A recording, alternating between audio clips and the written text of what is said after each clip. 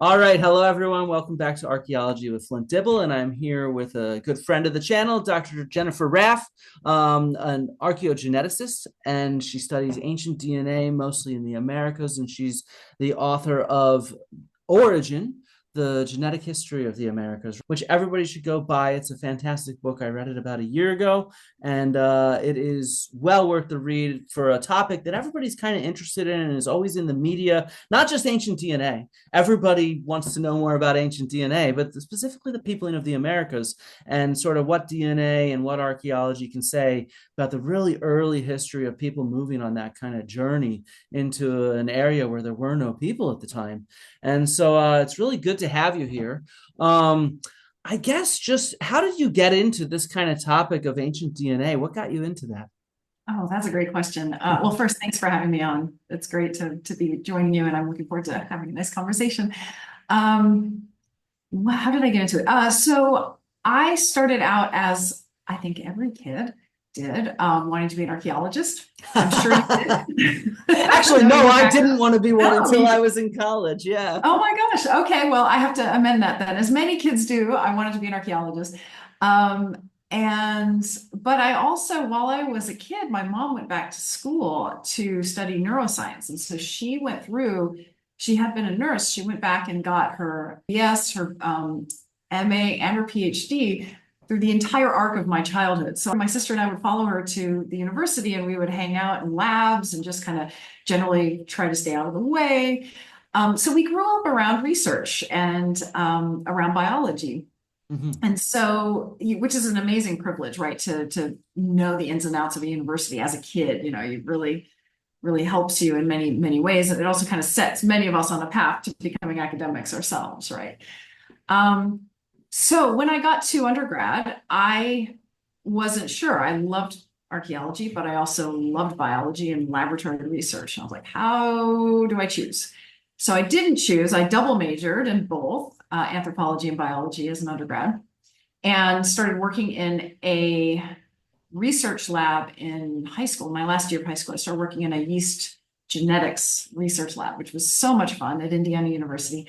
And so I learned basic laboratory methods. Was doing research my entire undergrad. This is going to date me, so I'll be a little vague about where in the process. But at some point, Jurassic Park came out, and that was, of course, a Aha. very formative movie. I mean, we all have our sort of origin movies. For me, it was Jurassic Park, and that was the notion that one could actually study the past through DNA. It just kind of blew my mind.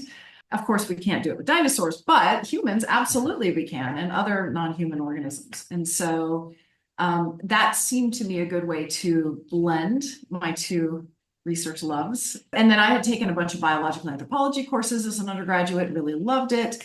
And so kind of my path switched slightly from archaeology to bioanth, which was great, still archaeology adjacent. Now I have, been focused only on genetics and on ancient DNA research, but I also do modern genomes as well. As a graduate student, I also did a double major, not because I couldn't choose between the disciplines at that point. I knew what I wanted to do, but it was more, I didn't know what kind of background I needed. And I was going to Indiana University, where there's a tremendous biology program, just truly outstanding world-class researchers. And so I thought, well, I need the techniques of biology, the techniques of genetics. I need to know how to run a lab. I need to be working with human genetics and all these things.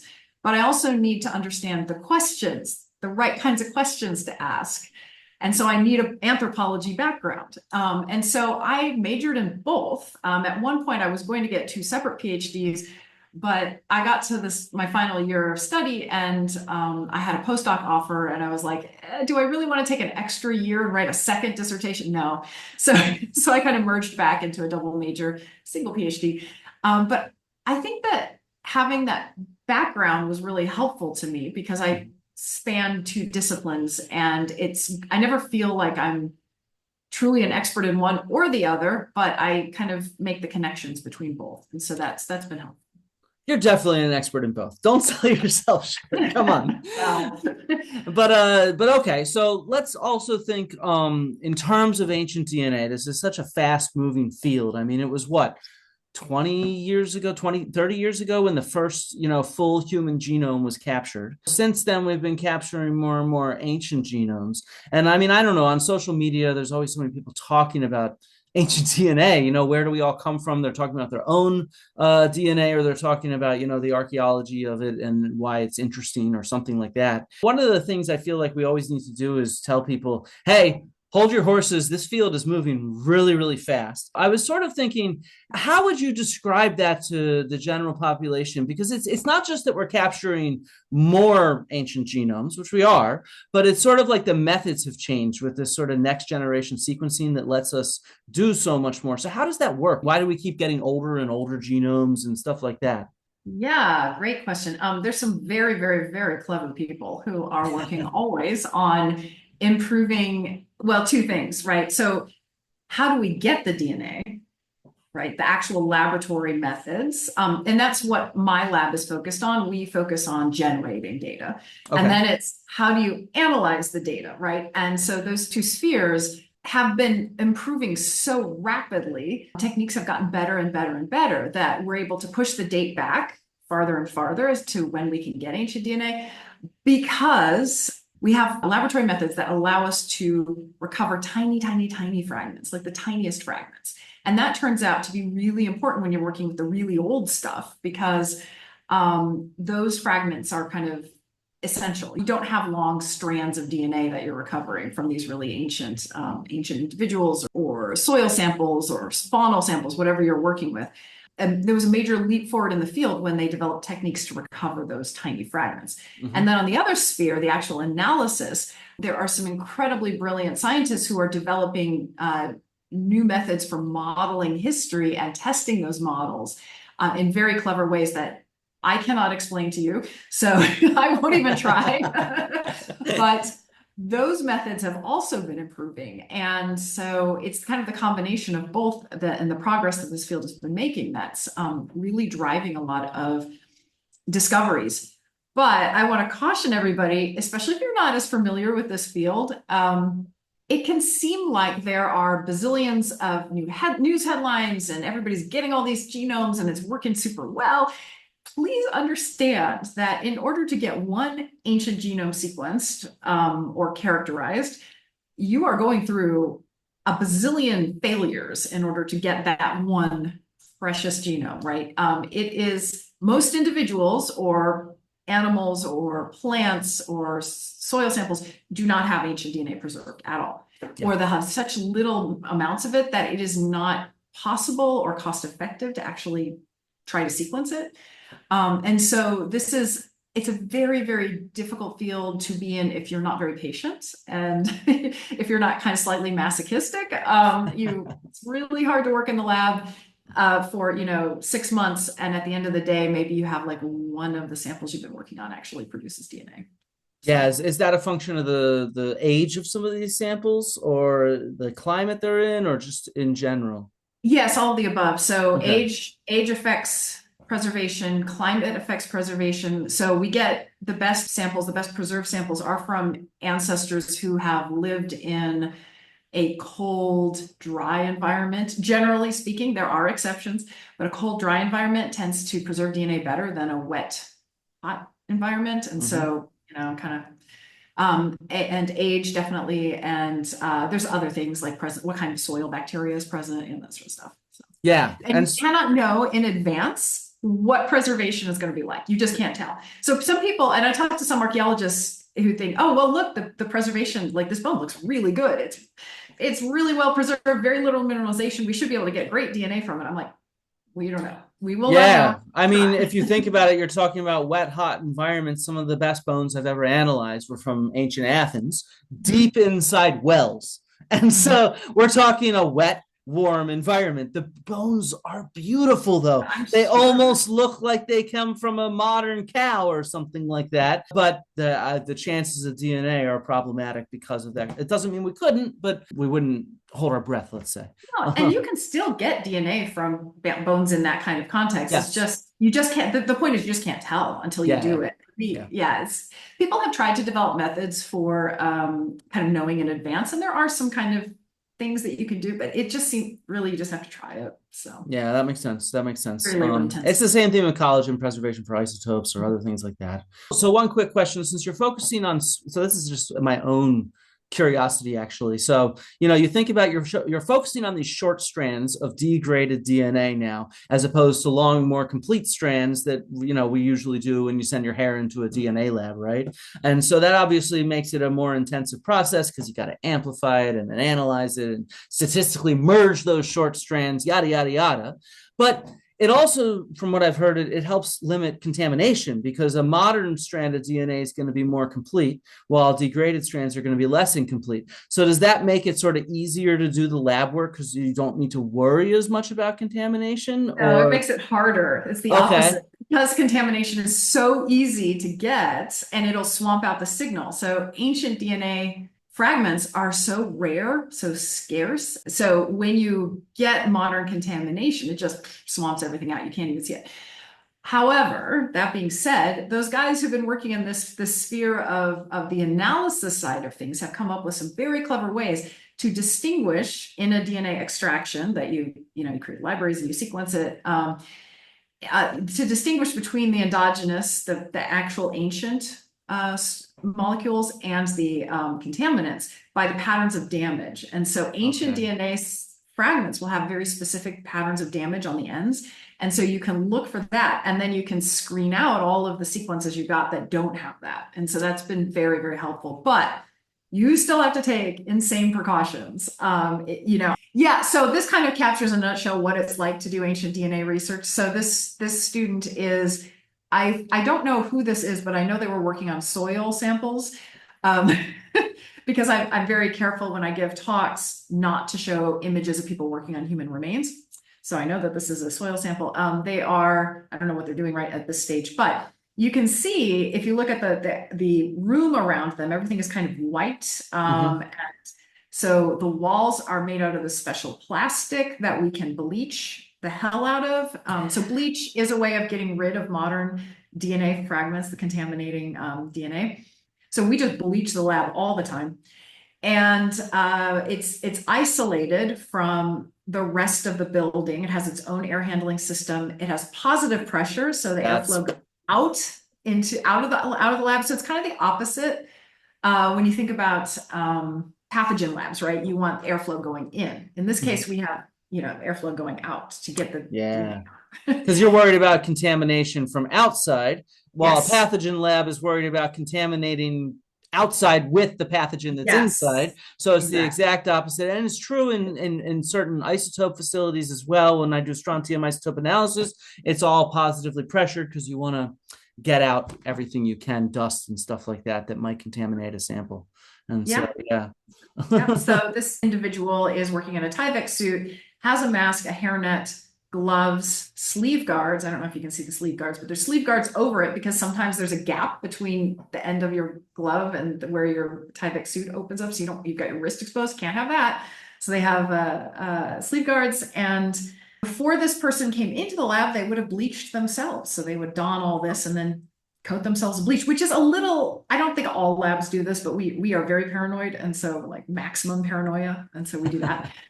And that's why they're wearing a mask to, well, they have a mask on and then they have like a filter mask to help with bleach fumes. When I work in the lab, I sometimes skip that because bleach fumes don't bother me as much, but Okay. some Yeah. people need that extra. So I mean, yeah, I do lab work, but that looks like much worse than the lab work I very do. hot. You're talking It's about a bleach lot and of, everything. yeah, Yeah, it's a lot to wear. And so we keep the lab temperatures pretty low in order to prevent us from sweating. yeah, that makes sense. Yeah. And then one other note for everybody, you mentioned that was sediment DNA. One of the other advantages of these new methods is it means we can capture sort of DNA from sediments. So you just get some dirt that you're excavating and you can test it for DNA. It's also being used to kind of do shotgun approaches to look for like DNA in dental plaque and stuff like that, to look at ancient pathogens. This field's moving so fast. It's really, really exciting, fun to read on and stuff like that. And so let's think about some of your research. Thinking about the introduction of people to the American continents. What attracted you to that topic then? You know, I don't I don't remember. I think initially I was not enthusiastic about working in the Western Hemisphere just because I knew that there were some controversies and ethical issues about working with Native American ancestors. Even back when I was a graduate student, there was kind of starting to be this awareness. I'll say, not tell you when I was a grad. You can find it on my CD. It's not a huge deal, but During Jurassic Park. I'm old. I'm old. Anyway, no, it was actually I'm joking. considerably post Jurassic Park. But anyway, I'm quite old. But anyway, I had this vague sense. I was pretty not well informed as a grad student, and I got more so as I progressed. But I had this vague sense that okay, this is kind of controversial. Maybe I don't want to do work in this area. But my advisor was working on the peopling of the Americas and other issues. And so I kind of drifted into it. And she was one of the early folks who was working on improving the ethical landscape of our research field. I would not say that my own work, my dissertation work, I am not super proud of it. I didn't do it. And what I look back on, and I don't think I held myself up to the ethical standards I should have. And so I have learned since then and gotten a lot better, I hope. I've definitely gone on a journey in learning, okay, how can you do this work in a good way, in a way that's responsible and accountable to Indigenous peoples and their sovereignty. But yeah, it did take me a little bit to get there. After my dissertation research, I started working with Dennis O'Rourke at the University of Utah, who is, everybody in the field knows him. He's just like this like pioneer. No, I don't use the word pioneer. He's one of the founders of anthropological genetics. Like everybody knows him. He's fantastic. And he has been doing this kind of work in partnership with Indigenous descendant communities forever. And he is like the go-to guy if you have any questions about, okay, how do you actually do this work? As a scientist, how can you implement this research and do it well? He's fantastic. I've learned so much from him. Yeah, then I did a couple of postdocs because, as you know, the job market sucks. I know. Believe me, I know. I know you know. I went through it. It sucked. Yeah. So I did like 3 postdocs. And then finally I got to my current position at the University of Kansas, and I have been here since 2015. Fantastic. So how has this changed? I mean, I don't know exactly when you were a student or whatnot, but obviously probably when you were a student or even before, actually, the archaeological question of the peopling of Americas was changing, right? So there was this hard line drawn on Clovis first up until sometime in the 90s, and then the consensus changed, and we realized that people were in the Americas before that kind of hard line of like 15,000 years ago-ish. I would even say a little bit earlier than that. I think that Clovis is really a phenomenon surrounding about like 13,200 years ago, roughly, give or take. Yeah, that's right. So anything pre-Clovis, anything pre-13,200, 13,400-ish. Oh yeah, there you go. There are some. These are not all the pre-Clovis sites. Oh my gosh, there's so many missing here. But these were just some highlighted ones that Mike Waters put into this great figure. Sort of my own personal journey through the Clovis, pre-Clovis thing. When I was an undergraduate, I learned Clovis first from my archaeology professor. And I actually put like a whole story about this in the book. But all these sites, the ones that are on the screen right now, he went through them and he was like, the ones that had been discovered at that point. And he's like, this is why this is wrong. This is why this is wrong. This is especially Meadowcroft. He was really anti-Meadowcroft. And I was like, oh, I'm just writing it down, as an undergrad. And then literally, it was like a year, 2 or 3 later, I was in graduate school and like had my first, seminar with my advisor, Rika Kasel. And she's like, well, obviously genetics has shown us and that these pre-Clovis sites are plausible. And here, people had to have gotten to into the Americas before this time period. And I was like, what? So I'm going to go read more.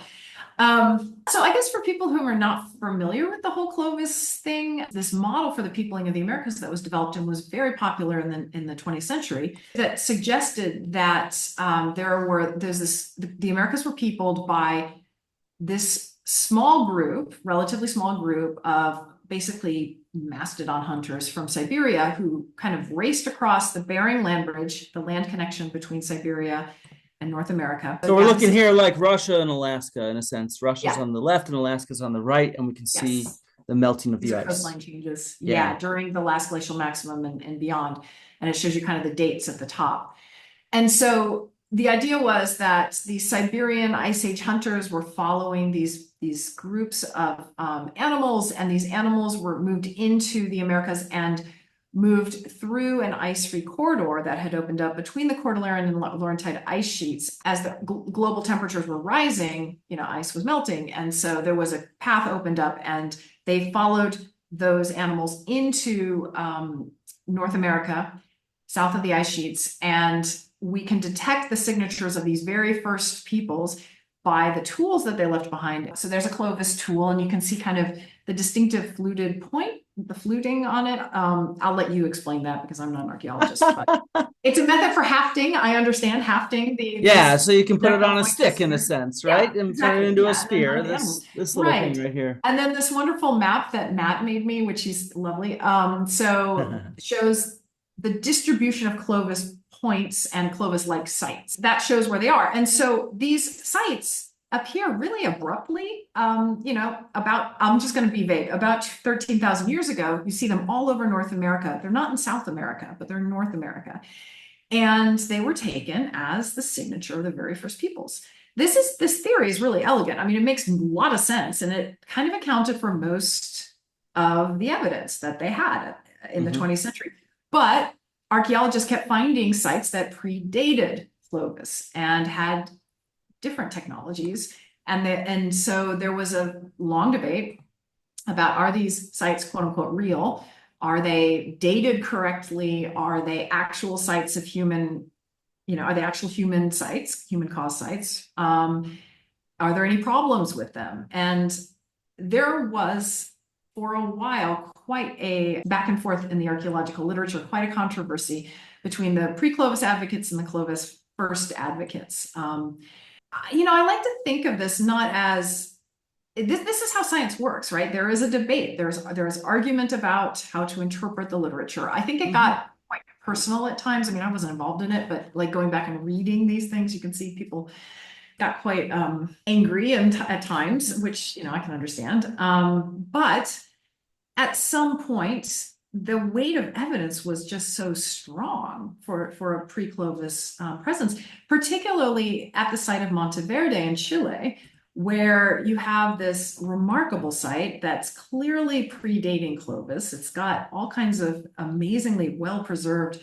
artifacts. I mean, there's no question that this is a human habitation site. So I think that really persuaded a lot, if not all, not quite all, but a lot of the really influential major figures in archaeology at that time. They came down and looked at the Monteverde site. They looked at artifacts, and they agreed, yeah, it's 14,200 years. It's definitely pre-Clovis. And so that was kind of a big paradigm shift in the field. Now, I will say that there are still some archaeologists who have very, very rigorous standards for what constitutes an archaeological site. And they still maintain that there was a pretty late entry into North America south of the ice sheets, right? So they're still kind of like neo-Clovis firsters. I don't know how to describe that. It just kind of based on what evidence they accept and what they don't. There's a big, yeah. And I mean, look, like any field of science, when we're dealing with a fragmentary record, it's complicated and nuanced, and we were just talking about contamination, right? For DNA. And we certainly have contamination at archaeological sites too. If you study stratigraphy, you study soils, you study sediments, things move around. Even after they're buried, we like to think of things as sort of trapped in time. But, I have papers looking at and assessing taphonomy, which is sort of how things got there, how things get messed up even after burial. Having a rigorous approach to the archaeological record is a good thing, without a doubt. But at the same time, we all need to be open-minded to evidence. When I was an undergrad, I was taught that basically Clovis first was not necessarily dead, but most people were starting to move away from it. I was there, in the early 2000s this was, at that time where people were starting to realize that the evidence was fairly abundant. There was a preponderance of it rather than just a few sites here or there, which matters because if it's a few sites here or there can be explanations, right? Mhm. These kind of messing up with stratigraphy that can get in the way or whatever. And so, yeah, you could understand why there's going to be rigorous debate, just like there is in any scientific field. It could be Absolutely. physics and black holes and stuff like that. People are debating the heck out of the light signals we get back in telescopes and how to interpret them, right? That's just what we do as scientists and scholars. And so, to me, a healthy sign of a field that's moving forward. Oh, Um, absolutely. I mean, if we didn't have this debate going on, I would be worried for us, right? Then it becomes dogma, right? yeah, Um, I think that, yes, I think that it was a healthy debate. I mean, I think it sometimes ventured into the personal, and that's of course. unfortunate. Yeah. But I think that the majority of archaeologists, at least the ones that I have talked to, and I've talked to a lot of archaeologists in this field, the majority of archaeologists are totally accepting that people were here at least by 14,000 years, maybe 15,000, maybe 16 or 17,000. And then you have this, another small group that says, no, no, no, it's much later, right? Mm-hmm. That's sort of Clovis first key ideas. And then you have another group, which is still fairly small, but maybe growing now, who are saying, no, people were probably here even earlier. And that is where I think the energy and the momentum and the excitement of the field is at right now. And what I find so fun is that we now have so we have some sites that are quite early. Mm-hmm. And by early, I mean predating 20, 25,000 years ago. And so there's now this argument about, are these real sites? It's exact same thing. Are they real sites? Are they well dated? Is this stratigraphy good? Were they actually evidence of human presence, real human presence? And so for me, the excitement is, what can genetics bring to the table right Yeah, now? that's where we should About go this? next. That is, well, I'm afraid that I'm going to spoil for you and say, I don't know that we have a good answer right now, but but that's what well, I'm so excited about. Yeah, but it doesn't more. always need to answer this question.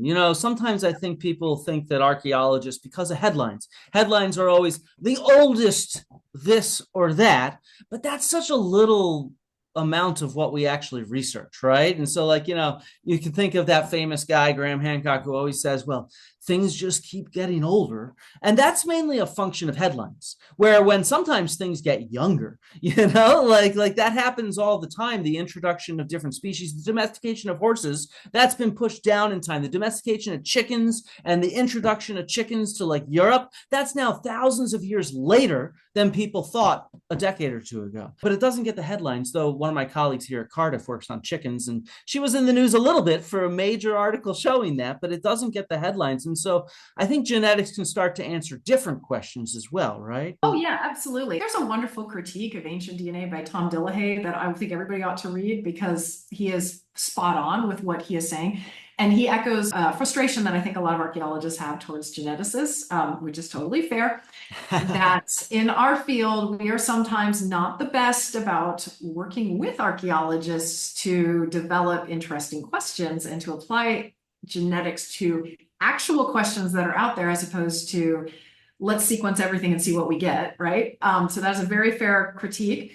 I would also add to that the critique that we need to be working with Indigenous communities, and that's a whole other topic that I would love to talk about, but Yeah, let's. maybe later. But to return to this, there is also a whole lot that we could be working on and should be working on that is not just what is the oldest genome ever found in this region, right? Mhm. It's exciting when that gets published, but there is so much to be looking at. We could be looking at, and we are looking at, the relationship between, let's say, genetic kinship, right? So kinship as defined along genetic terms, not cultural terms, and mortuary practices, right? I mean, like, or the specific histories of a particular region, and what are the archaeological questions that are about biological histories. And that's what genetics can address, right? The other critique that I see a lot is, and it's also fair, that when we focus so much on the exciting DNA evidence and we pretend that it can answer everything, right? It cannot.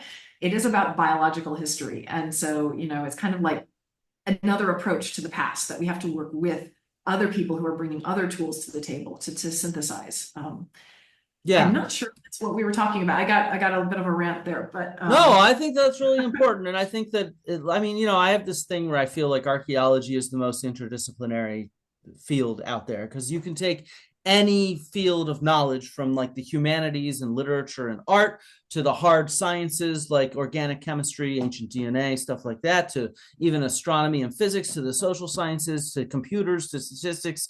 Any sort of branch of human knowledge contributes. And so, that's why we start seeing papers these days that have so many different methods and specialties all trying to work together to create a sort of interdisciplinary synthesis. And I think that that's what makes studying the humans in the past so interesting, is because it involves everything, right? It involves Yes. really just everything. And so it's a sign of just how cool archaeology is, I hope, and how everybody can contribute. So let's think about some of these questions then.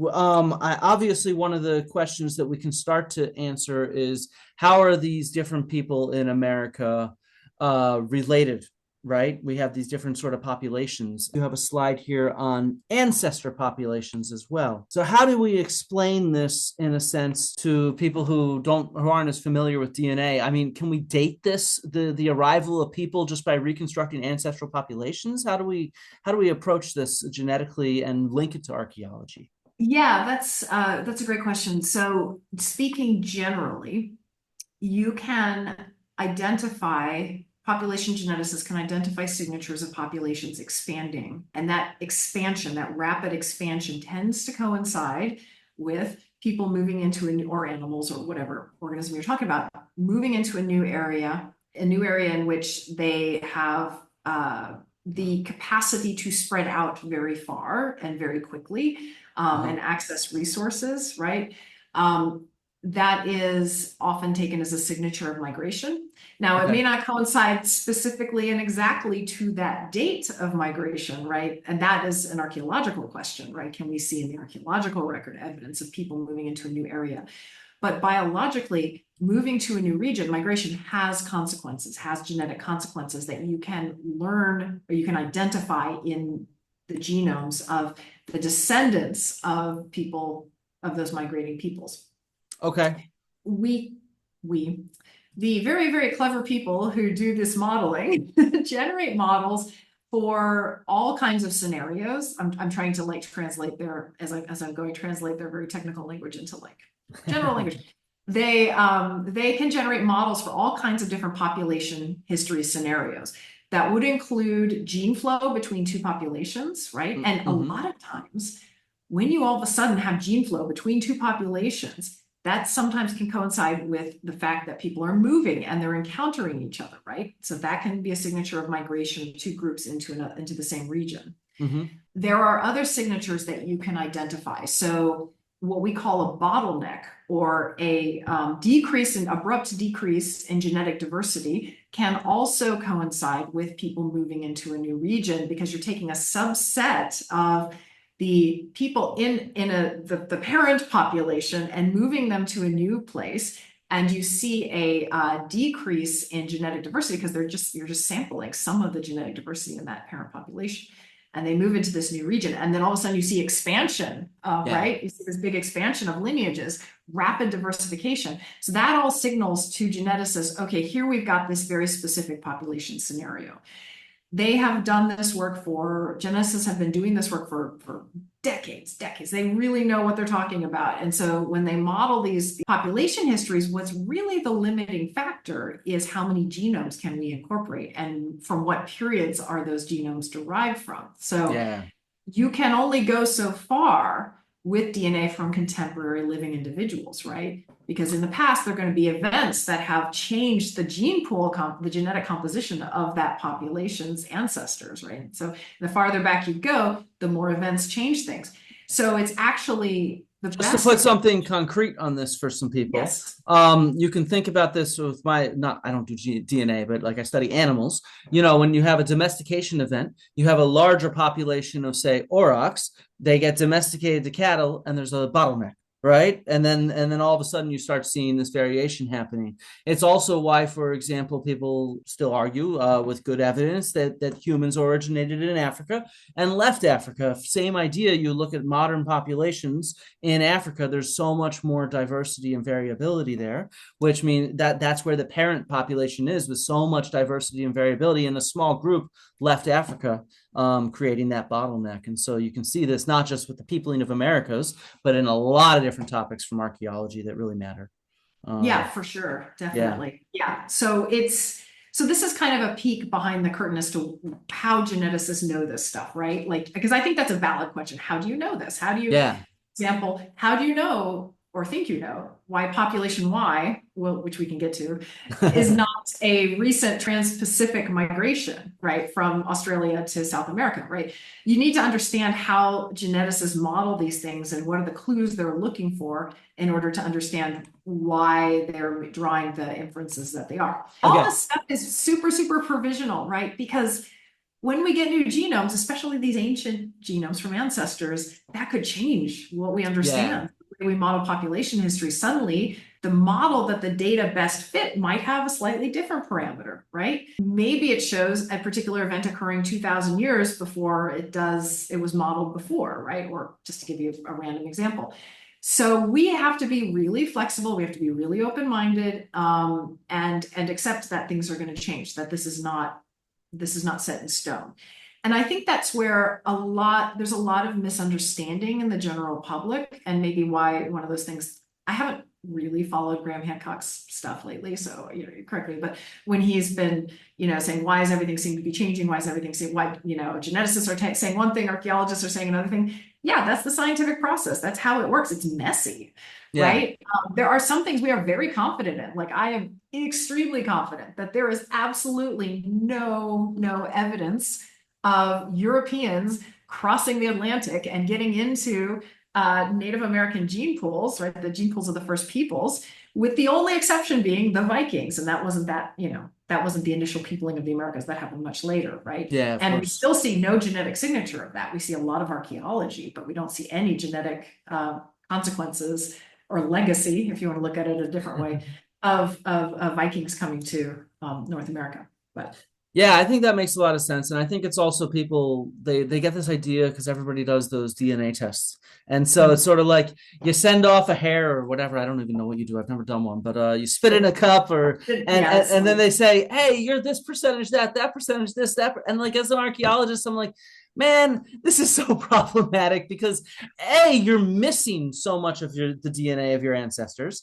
so it doesn't capture everything because you only have what one tiny percentage of your great great great great great great great great great great great great great great grandfather, and B, most of these models don't take account of all the rapidly updated evidence we have from archaeogenetics. They're mostly dealing with modern DNA. So when they say you're part Irish, it means that you have similarities to people who are living in Ireland now, not correct. necessarily to people who were Yes. living in Ireland 5,000 years ago. And Yes, so that's you absolutely correct. Yes. and Yeah. so I think that that's something people just get those results though, and they see it as so simple and concrete when in fact it's anything but, right? It's fluid, it's dynamic, it's messy, and it's a lot of fun to work in this field, but sometimes it's not so fun. But you can always tell people, well, from time to time, you're going to get an email from 23andMe or whatever it is saying, we've updated our databases. Here, your results have changed a little bit. Mhm. That's because they are comparing your DNA to what they have in their databases. And as the database changes, so will your results. And so that kind of gives you kind of a micro idea of how this all works. But there are some aspects to the genetic models of the peopling of the Americas that have held up. So Okay. every time we drop in new genomes into the analysis, we are reanalyzing all of the previous genomes that have been analyzed before, if they're publicly accessible or accessible to the researchers. So it's kind of a retest every single time that these analyses are done. And some things change, but some things stay the same. And Okay. when I was writing Origin, I was trying to figure out, this could all be completely obsolete by a year from now when they do new genetic analyses and things have changed. How do I write a book in that context, right? It's very frustrating. But the idea I tried to follow was, let me give people a framework for what we know now in 2022, which is I think when it was published. Yeah. Um, Sounds right. and then they'll know when they have new genomes and new results published, they'll know, okay, here's what's changed and here's what stayed the same. Mm-hmm. So do And you have a actually, good example of something that's changed and something that stayed the same that you'd like to share?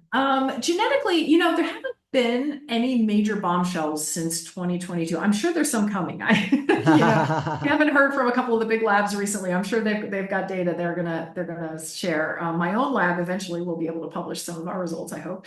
I can't talk about them yet, but so I'm sure there's stuff coming. But archaeologically, a lot has changed, right? Mm-hmm. So oh no, I didn't mean since 2022. I meant like since oh. What's one of these good examples of something that sort of stayed the same over the last 10 years, Okay, 15 sorry. years? Well, I'll give you an example of something that has changed and also stayed the same at the same time.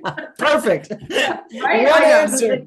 This is awesome. Okay, so I want to preface this by saying that indigenous peoples in the Americas have their own histories, and these are very diverse histories of their origins. Mm-hmm. And I talk about this a bit in my book. I don't tell these stories because they're not mine to tell. I'm, a settler scientist. I don't know these histories, but some of them coincide with genetic evidence and some of them do not. Some coincide and align with archaeological evidence, some do not, and that is fine. We can have multiple things, multiple ideas and understandings of the past that are all equally valid depending on how you look at things, right? Is it metaphorical? Is it literal? I don't even try to resolve any conflicts there because I don't think I need to. I don't think we need to at all. But so when I'm talking about these histories, I'm talking very specifically about what we are reconstructing from genetics. And so genetically, what we see are that the first peoples of the Americas have ancestry, the majority of their ancestry is from ancient East Asians. And then another good chunk of ancestry, perhaps up as much as a quarter, it's like 15 to 25%. That number changes a bit also. Okay. Comes from a population that has been known as ancient North Eurasians or ancient North Siberians. Two different terms have been used for that. And these two groups, or representatives of these two groups, came together presumably during the LGM, during the last ice age, the peak of the last glacial maximum, and they intermingled. And it is out of that intermingling that you get the formation of the gene pool that is ancestral to Native Americans and also to some other groups that repopulate Siberia later. So in a sense, these are the mergers right here that you're talking about, right? And then you end up seeing them split into two branches later on is what this is. Okay. Yeah. And I'll get to that in a second. But so one of the things that has stayed the same and also changed is this idea that had this observation that there was a period of time that seems to coincide with the peak of the LGM when this ancestral population was isolated from all other groups. So, and it makes sense if you think about what's going on during the LGM. You've got, by the way, LGM is late glacial maximum. So it's when the ice age is at its coldest and whatnot. Yeah. So what's going on in this time period is that you've got period where the Earth is cool. It's cold. Like temperatures are a lot colder than they are today. On average, and it's dry. So you've got all over the world, water's getting bound up in these glacial ice masses, right? So you've got huge chunks of the northern hemisphere are actually like desert and cold. And so you've got shifts in the distribution of plants and animals, and then of course humans. And so they're retreating into climactic refugia, areas where the climate is a little bit better, there's more water, there's more plants to eat. We see in the archaeological record, and you can explain this much better than I can because I'm hyper-focused on the Americas, but in the archaeological record across the globe, you see changes in the populations. People are moving, their populations are disappearing, and people are and not just with humans, but with animals like mammoths and with other hominid species like Neanderthals. And so you talk about refugia all over the world where you get these isolated groups. And, like as one of the biggest explanations, I think these days for the extinction of mammoths is that isolation, and that's why you have that one last population holding on Wrangel Island until after the pyramids were even built. And so I feel sorry for those mammoths. Anyway, not to anthropomorphize everything, but anyway, so this is also true in Siberia. right? And so Yeah. there's my archaeologist colleagues tell me you have a signature of depopulation of Siberia. Like there's just no archaeology in Siberia for a good chunk of the time. Now, it happens to be that at that point, you've got this ancestral population ancestral Native Americans, and the people who will go back and repopulate Siberia, isolated. So what that says to a lot of us is they must have been holed up in a refugium somewhere, cut off from other populations, and evolving essentially genetic variants that we later see only in descendant populations, right? Okay. So that period of isolation was detected much earlier by geneticists who were still working with just mitochondrial DNA. So mitochondrial DNA is a separate genome from your nuclear genome. It's in the mitochondria of your cells. And this is where I have to cue the mitochondria are the powerhouse of the cell. You guys all know this. Right. Anyway, your mitochondria have their own genomes, and those are maternally inherited. And we can get into why if anybody's curious, but your mitochondrial genome is the same as your mother's and her mother's and her mother's, except with the addition of mutations occasionally. So the mitochondrial genome is a lot easier to access when you're talking about ancient DNA because it's much more plentiful and abundant in cells. It's you're much more likely to recover mitochondrial DNA than nuclear DNA, where you only have 2 copies of each gene, basically. Mitochondrial, you might have hundreds to thousands of copies. So a lot of the early work in ancient DNA was focused specifically on mitochondrial DNA. And researchers working with the mitochondrial DNA, Andrew Kitchen, Connie Mulligan, a whole bunch of people, identified a period at which the ancestors of Native Americans, ancestors of the first peoples, seem to have been isolated. And they named this the Beringian pause, or the Beringian standstill. So this is a hypothesis you may have heard of, the Beringian standstill hypothesis, the Beringian pause, where you've got this time period, and they thought it was like many thousands of years. Turns out that was wrong. But at this time period where Native American ancestors are isolated, and you see the generation of mitochondrial lineages, and as it turns out, nuclear DNA as well, specific to Native Americans. Don't see anywhere else in the world, right? Okay, so turns out, yes, the nuclear genomes, when we were able to get complete genomes from ancestors, we could see the signature of isolation, right? It turns out the period of isolation was much shorter. It was not, 10,000 years. It was more like maybe 2,000-ish. I don't know what the latest number is on that, but it was a shorter period of time. But it's definitely a signal. And so that's what I mean by something that has changed, but also still been the same, right? So in a sense, there still is this isolation, but it's a lot shorter than what people thought. Okay. Yes. Now, where was this isolation? That is a hot question in the field today. I tend to think it was in Beringia, the southern coast of the Bering land bridge, right? It's underwater today, so we can't really test that hypothesis super easily. You'll see archaeologists debating this, and some believe it was in southern Siberia, some believe it was in East Asia. There's a lot of, I have a colleague who actually believes it was in the Arctic, the northern plain of Siberia. So you've got a lot of different debate going on that question. But for geneticists, this is isolation. And so if you put a population somewhere where you actually have archaeological evidence of other populations, that seems to us unlikely, because when 2 groups are near each other, they tend to have sex. And so we definitely see isolation here. So that's kind of an open question right now. So okay, that makes sense. That's a good example as well. Now, how about we move down in time and moving into North America?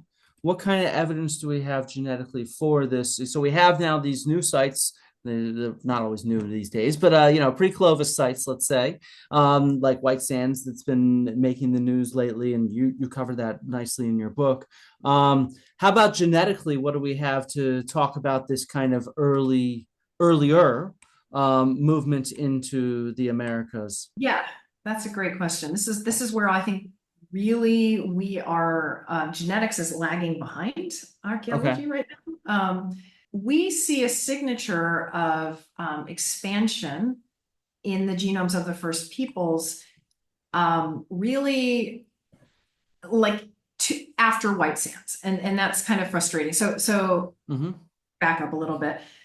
Wait, let's show So white cells. genetically, the indigenous peoples of the Americas who have been sequenced to date, so all the contemporary people who have been sequenced to date and their ancestors tend to fall into two lineages or two genetic groupings. Okay, so one of them is referred to as Northern Native Americans, which is a little, I'll explain why it's confusing in a minute, but Northern Native Americans, or NNA, and that includes present day people descended from NNA include Algonquians, Na-Dene, Salishan, Tsimshian speakers in Canada.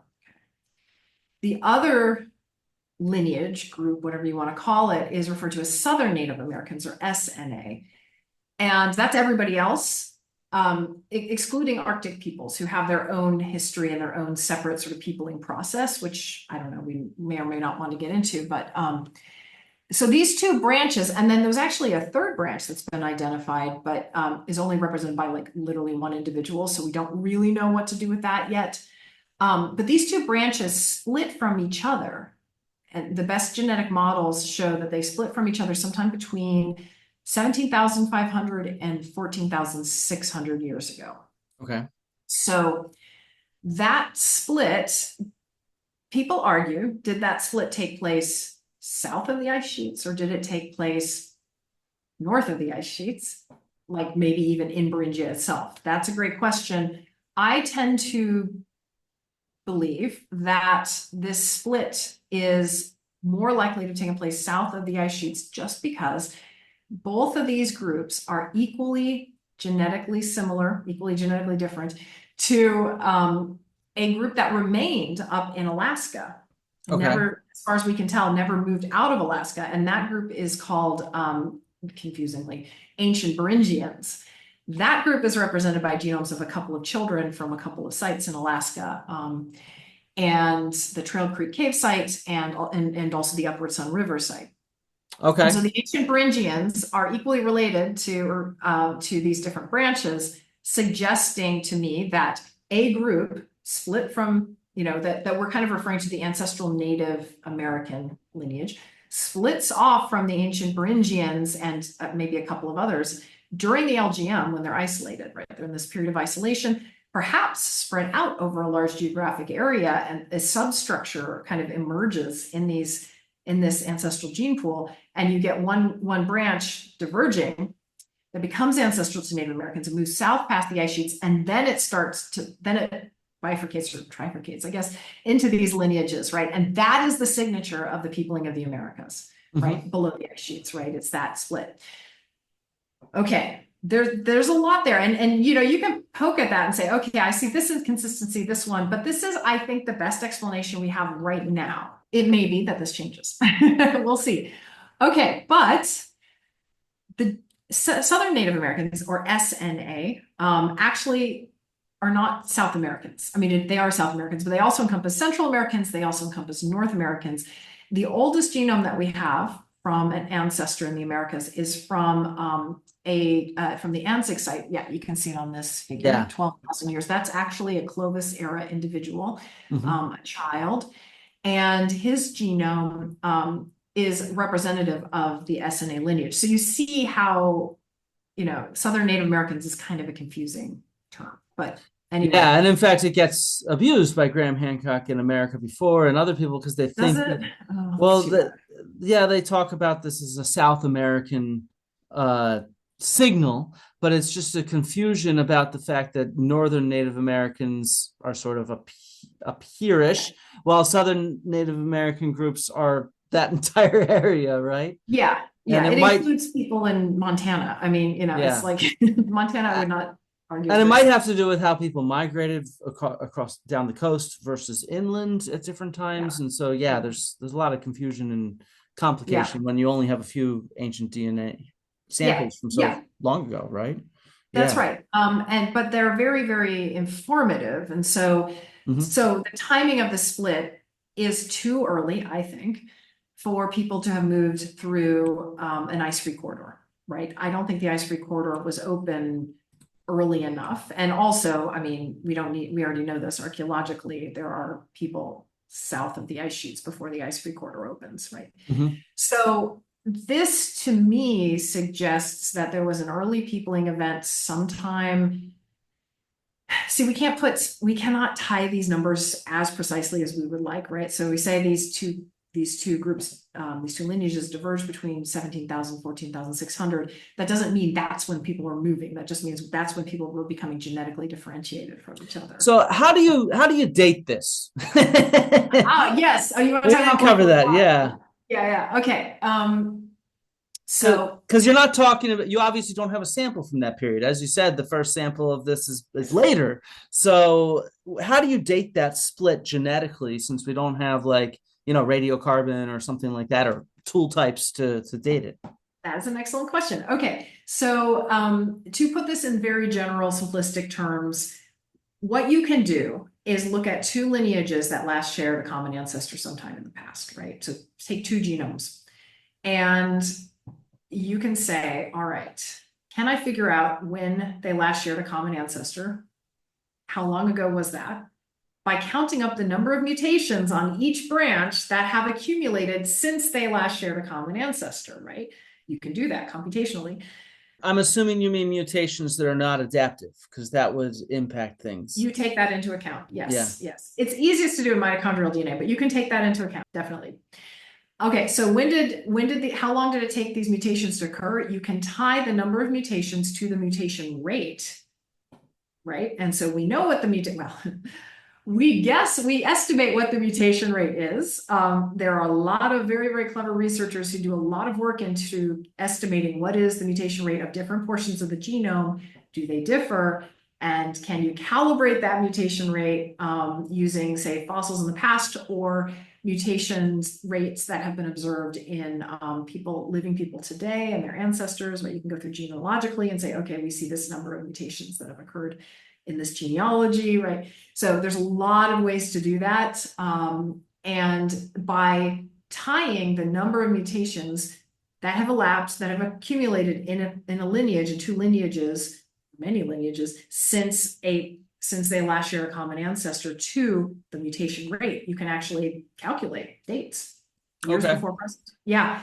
Now, if that sounds vague and confusing and messy, and there are a lot of assumptions there, that is true. That's why we have wide error ranges, right? And that's true of a lot of archaeological yes. dating as well. Yeah. Yes, we have confidence intervals, and things may change slightly as you incorporate new genomes, right? When you sequence another genome, you put that into the mix, right? You can then revise your estimates. But this is another one of those things that has stayed fairly consistent in ancient DNA research. So, I think we're more or less at the right place here for these dates. Archaeologists are always telling me when I'm like, oh, this has been radiocarbon dated to this date. And archaeologists are like, be careful, that is an estimate. There are all these other factors that influence this. And, and I'm like, okay, same thing with genetics, right? So these are estimates. They may be very good estimates, and I think they are very good estimates, but there's a little bit of wiggle room there. There's a little bit of messiness. I mean, you definitely have some wiggle room in the slide. There's a nice range, and so yes. This is this image right here is very complicated, but that's by I think one of the best reviews that I've seen on the peopling of the Americas that incorporates genetic and archaeological evidence. And I think if your viewers are interested, they should read it. It's by S.K. Willerslev and David Meltzer, published in 2021. So it's a few years ago, but I think it's fantastic. Okay, so that kind of summarizes everything that I think we know right now. So genetic dates put the peopling of the Americas, I interpret this, in a time frame that matches the predictions of a model known as the Kelp Highway or the coastal model, where people migrated down the coast very quickly, because if you have boats, you can move faster than if you're just walking over land. And we see something similar. We see evidence in the genomes and the lineages of the first peoples that show us that there was rapid diversification, very rapid diversification of those lineages coinciding with this period of time. So I think things match up better to that than an overland route through the ice-free corridor, which wasn't even open in time to get people to some of these pre-Clovis sites. Yeah. Now, I mean, from what I've read, I agree. Yeah. Yeah. Okay. So that's that. However, these very, very early sites now show something completely different, right? They're showing us that people were likely in the Americas, maybe likely, I don't know, as early as 30,000 years ago. If White Sands is correct, and I believe it is, I'm totally on board with White Sands, people would have to have gotten into North America 25,000 years ago or before, because that's the estimated date at when the ice sheet fuses and people can't be moving past it after 25,000 years ago. So then you're like, well, all of a sudden, maybe the overland route is a viable hypothesis. Maybe the very first peoples moved, walked, traveled through the continents. If they were able to do it before 25,000 years ago, they could have, so yes, these are the White Sands footprints. They're incredible, just absolutely incredible. Beautiful, yeah. Yeah, very moving. And they're the footprints of children, a lot of them, which is so remarkable. Yeah, I hope they're finding other great stuff there. So what's amazing to me is White Sands is still an active archaeological site. People are still excavating it every year. It is taking, a frustrating long time for us to hear what's going on, but I don't know. I think we're on the precipice of another paradigm shift in American archaeology, and I'm really here for it. The people who live near White Sands, the indigenous peoples who live in the pueblos near there, have words for mastodons in their languages, right? And they see these people as their ancestors, and they say, yes, they have been here a very, very long time. And I think that's just really wonderful, and I'm very excited to see where this goes. So cool. But it doesn't match the most favored interpretation of the genetic data. So where are we going with this, right? That is an open question. That's something I'm thinking about a lot. And I think partially the discrepancy might be due to the fact that we don't have a lot of genomes especially from North Americans and their ancestors. And that is a whole other story why we don't. Partially also perhaps because the vagaries of time, populations expand, populations contract. Perhaps they didn't leave any descendants whose genomes we have sampled yet. So I don't know. Or even any at all. Like we have populations that disappear at times. That's certainly. I don't know. I know somebody who's working on domestication of horses and thinks that there was an original domestication event that left no descendants, and then the wild horses were domesticated again with a different population. And so, that certainly can happen as well. So yeah, there's a lot of cool stuff to figure out to piece together these new archaeological finds with these kind of genetics finds. So I was thinking maybe just to end, we could end on some of these ethical issues. Yeah, I would love to. Yeah. So obviously we all know that the study of indigenous peoples around the world, but especially in the Americas, there's a lot of ethical concerns there built into the legal framework, but also just kind of the ethics of what we should do to be decent humans. So how have you gone about studying these ancestors of people who are still living today? How do you approach this? It's a challenge, but it's also an opportunity, I guess, for everyone to try to hopefully learn more about the past. Yeah, that's a really good question. So I have rooted my research practices in the recommendations of indigenous bioethicists and scholars and allies, non-indigenous allies who work with indigenous bioethicists to develop frameworks and recommendations. And as a non-indigenous scientist, what I try to be mindful of is not only is the history of our discipline. And for any of you who don't know the history, I get into it in my book. There are a lot of other sources you can read about, but it's really bad. It's really bad. My priority and the priority of my colleagues and students is sovereignty, tribal sovereignty. So no research should be done at the expense of descendant communities or in any way that would harm them. And in fact, no research should be done unless you have permission, explicit permission from indigenous descendants or communities who are linked to those ancestors. Because it's sometimes hard for us non-indigenous people to conceptualize, I think, but In many cases, many indigenous communities view ancestry descendant relationships as more than just genetic, more than just biological. And I talk to archaeologists a lot who are like, well, if we don't know who their biological descendants are, who can give permission? And I'm like, that's not the right question. That's not how you go about doing this. It's who are their cultural descendants, who are who has a responsibility, a caretaking responsibility for the land that they were interred in, and for the ancestors who are interred in it, right? In And any I'm case, yeah, sorry. I was going to say, I mean, for somebody who works not in America, I work in Greece. I entirely, everything I do, I need permission from Yeah, the modern Greek state, right? I have to make sure that they give me their full blessing to do any kind of research. And so it almost sort of amazes me when it's like, well, in America, no, we don't need permission, some people say. And it's just like, what do you mean? Like everywhere you go around the world in general, archaeologists need permission of the descendant community that has sovereignty over the land and over the archaeological sites and over the ancestors that are there. To me, it's always sort of shocking to hear sometimes some people being callous about that, just yeah, because there is no legal like there is no the United States of America is the one that makes the laws, if you see what I right, mean, right? And so right. yeah. It is a very complicated milieu in which to work, right? But Yeah. for us, we don't do big science in my lab, and we're very focused on sort of relationship building. And so we work with tribes. Some of the tribes we approach and say, hey, we would like to do this research. How do you feel?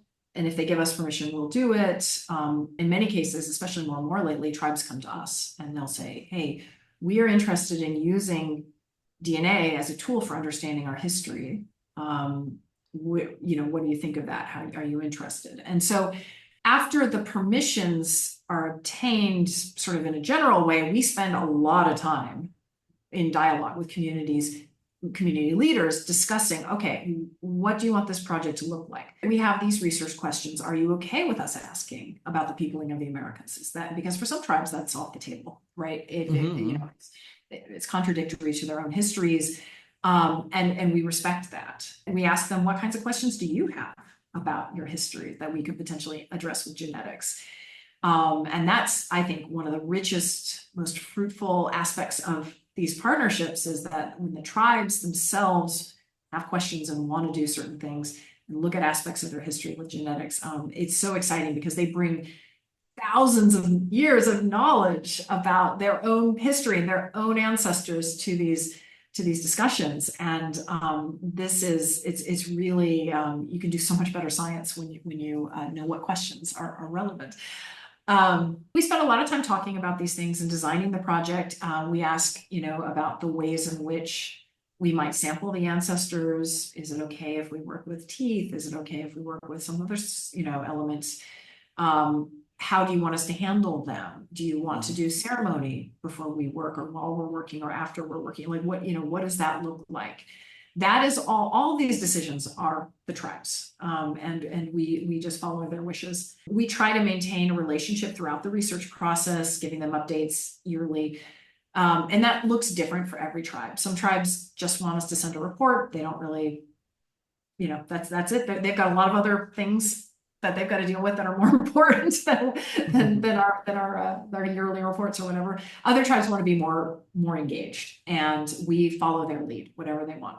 And then we have to not worry, but think about carefully about what do we do when the project is over? Mm-hmm. And that's something, what do we do with the genomic sequences that we have generated? Do we make them accessible to all researchers, open access? Or does the tribe have some other wish they want to follow? Do they want to make them more restricted? So it is for us, we prioritize sovereignty throughout the whole process, and then we take our lead from our tribal partners. Yeah, I think that makes a lot of sense, and I think it's really important. And I mean, just again to bring up Greece because it has that history of colonialism and colonial theft, it's infamous in the archaeological community of people that work in Europe. Greece is really difficult to get permits in because of that colonial history. But if you put in the time and get to know and collaborate with people, and they're interested in what you're doing, you can actually build partnerships and collaborations and interest people in this, because you just need to be cognizant of that history, that you're doing what other people are interested in because it's their past. That's life, and that's good, and that's how it should be in many ways. And I mean, I also think about it in terms of mythology. Like the Greek myths have been given the benefit of the doubt by Western scholars for hundreds of years. And so what's not been given the benefit of the doubt is oftentimes indigenous myths and stories in other areas of the world. And so it's definitely high time to actually do that, give them the benefit of the doubt, if you see what I mean. And like you said, it's sometimes things will be literal, sometimes things will be metaphorical. It's going to be a complex, nuanced relationship between these stories and the archaeological record. And that's what 150 years of studying Greek myth and comparing it to the archaeological record shows us, is it's extremely complex and nuanced, and not just, is this true or not? Sometimes people think that it's like, oh yeah, Schliemann proved Homer true, and it's like, that's just not friggin' true at all. Not at all. And so it's so much more rich than just, is this right or wrong, literally. Right. Well, and it's not our job I don't see it at all as my job to test the rightness or wrongness of indigenous histories. And I always try to refer to them as histories. They may be oral histories, right? Mm-hmm. Many of them are, but they are this tribe, this nation, this people's history. Every bit as valid as anything that Europeans wrote down. In fact, so much more accurate in so many more cases because they have stood the test of time, because there is such a emphasis in so many tribes that have these histories and these oral traditions of passing down this knowledge about their own people, about their relationship, about their hunting practices, whatever it is. Whatever aspects of the cultures, this has been going on generation by generation and maintained very, very carefully. It is not my job to validate or try and validate that. That's like such hubris. I would never try to do that. Instead, I think it's just much more fruitful if we work in partnership with any elder who wishes to share that, or to invite us to interpret our results in a way that maybe take into account other knowledge that they have, right? Mm-hmm. And that has actually happened in the past, and it's been really cool. But all the time that I'm working here, I'm cognizant that I am not indigenous, and I am in many ways a representative of a field that has caused so much harm, mm-hmm. and that I could, with missteps, cause harm myself, right? People may not realize like the extent to which doing DNA sequencing can actually harm people, but it really can. And so I always try to take my lead from indigenous partners, tribal elders, my colleagues who are Native, who have training in bioethics, and just try to implement their recommendations, right, in the best way that I can. It means, though, that our research is slow. I'm not going to be putting out, the oldest genomes of this or that, or whatever, but or getting the splashy Nature science papers, but that's okay. I'm okay with that, because I would rather do research that is interesting to me and hopefully helpful and scientifically rigorous. So that makes a lot of sense. Yeah.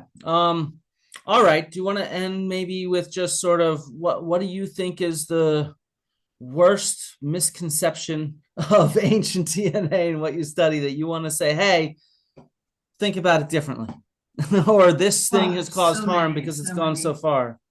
Okay, I think one misconception people have, and it's totally understandable because the way that we have been taught about populations and race and biological differences. I think a lot of people have this conception that populations in the past were pure, right? Like genetically pure, and we contribute to it. We geneticists contribute to by attaching names and labels to these groups. Yeah, I mean, in some sense, we kind of have to, because we need to talk about them in some ways, and we don't have really the language to talk about, can describe them. But I want people to understand that when we talk about ancient North Siberians or whatever, we are not talking about a group that is genetically homogeneous and very separate from its neighbors, right? Instead, people all throughout history, prehistory, all the way back as far as the Neanderthals and beyond, have ancestries from different populations, different groups. We're all mixes of all of our ancestors. And so there are no sort of bounded hierarchical or even just separate distinctive groups in a way. You just see differences in the presence and frequency of genetic variants. But just don't think of populations, ancient populations, as pure. That would be very helpful if we didn't do that. Yeah, I mean, I think even the example you brought up about Beringia, where they're isolated, it's a very short period of time where they're very isolated, right?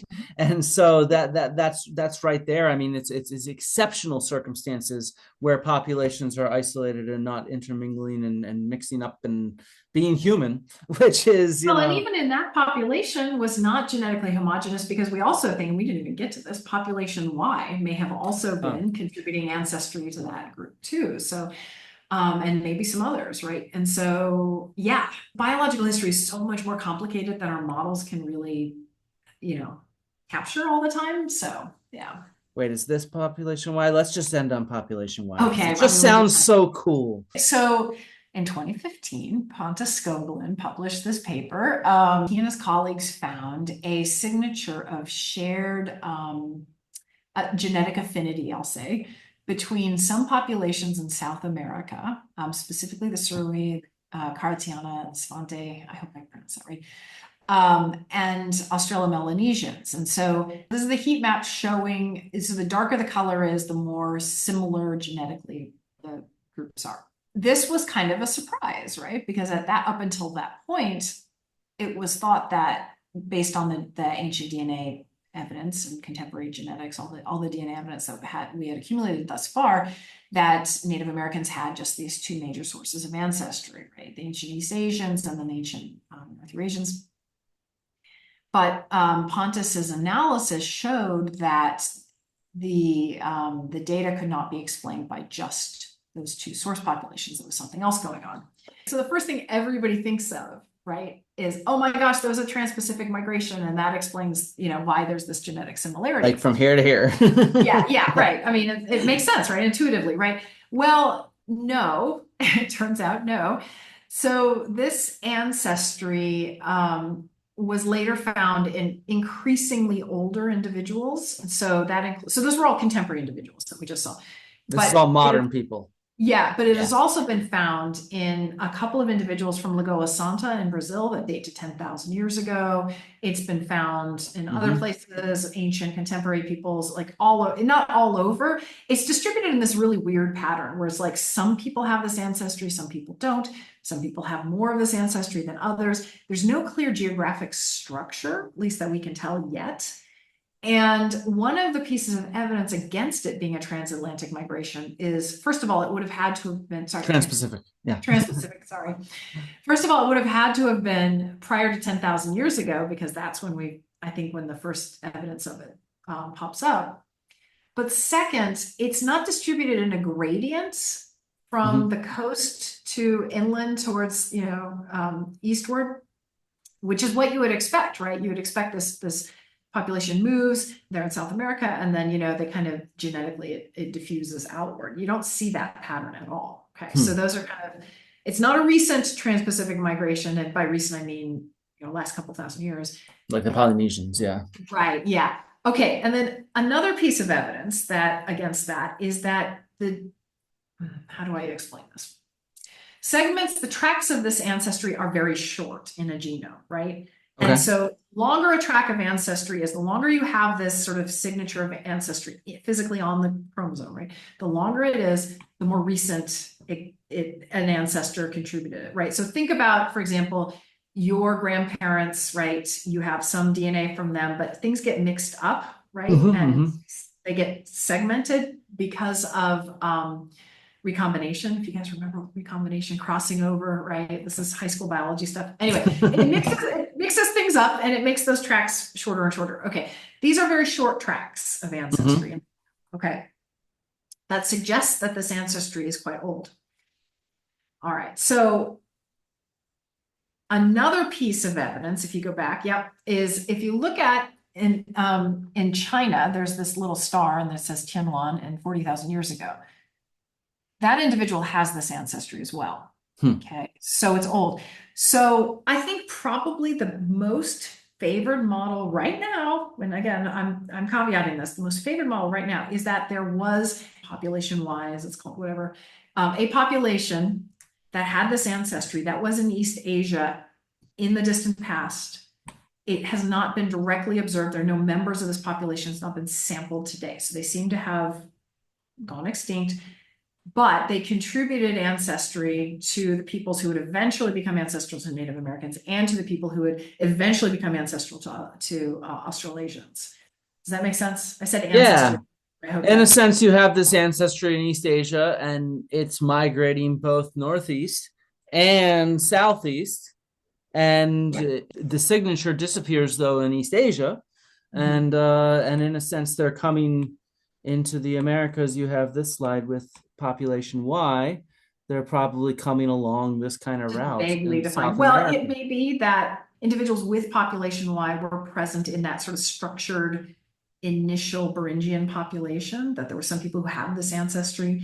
And then as people are moving south into South America, some individuals in that group included people with this ancestry, right? Yeah. So that's one model. There's another model for it.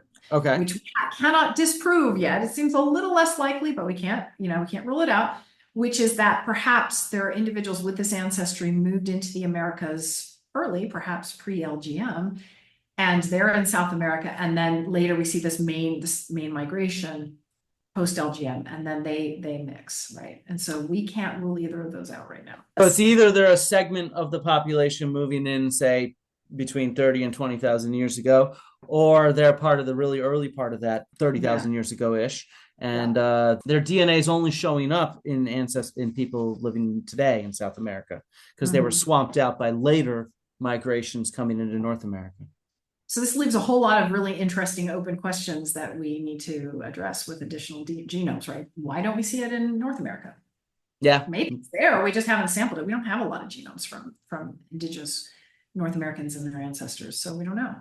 But it's very interesting. I cannot wait to see where the field is going with this. But there's a lot of speculation and some pseudoscientific speculation about this, and there doesn't need to be. Like, it's a fascinating story in and of itself. You don't have to make up other stories about it. You know, I think some of it is the choice you guys use of Y and X. That just excites people. People say haplogroup X. Ooh, that sounds suspicious. Or population Y. Oh no. But on the other like letters. Yeah, and of course letters like X and Y just sound so cool. But you don't get the same thing about unsampled population A. These are all terrible names. They're all terrible names. I don't like any of the names, but I think we should have indigenous people name their ancestors. But that's a whole rant I could do. Yeah, it's very exciting. And there's a lot of population dynamics going on here that we're not really capturing with our data yet. So I think the field is going to be very different in 5 years, 10 years. And it's really fun to be working in right now. It can be very frustrating at times and stressful, but it is also neat to see how things are changing. And for the most part, I think things are changing for the better. So researchers are more sensitive to indigenous people's needs and concerns than they were in the past. We're not there yet, but there's definitely improvement. And I want to credit the indigenous archaeologists and geneticists and bioethicists with that, because they've really been advocating smartly and passionately for these needed changes. And that's been really good. So. Yeah. No, I agree. Thanks. I think that these topics are important, and I think there's a lot more to say. Maybe we'll revisit this conversation in like 3 years, and you're going to be like, everything I told you has changed. Yeah, probably. I was wrong about that. But that's the thing. I don't care if I'm wrong. I mean, I care, but it's if we've learned something, that's the important thing, right? Exactly. It's the journey. All right. Well, thanks for coming on, Dr. Raff. And we'll keep an eye out for your next book. And everybody go check out Origin if you've not read it. Jennifer is a fantastic storyteller. She tells stories about her own sort of experience getting into this and doing the research, and stories about the history of the field, and then stories about ancient people. It's such a lovely, beautifully written book that's really up to date with the cutting edge of this topic. So check it out. Thank you. Thanks so much. It's been great to talk to you. Yeah. All right.